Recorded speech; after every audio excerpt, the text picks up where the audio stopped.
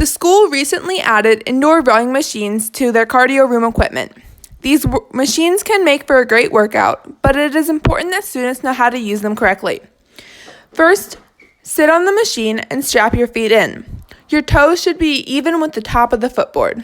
Next, grab the handle and move to the finish position. At this position, you should be laying back with your legs straight and your arms pulled in.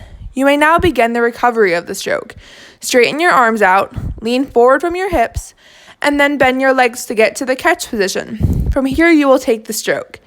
First, drive your legs down, then open your back, and then finish by pulling in with your arms. Once you are comfortable with this motion, you may speed it up and increase the pressure with your legs. As you get more comfortable, you can increase the rate at which you take strokes for a higher intensity workout. Now you know how to use an indoor rowing machine. The ones in the cardio room are a great way to get in a workout to improve your overall fitness.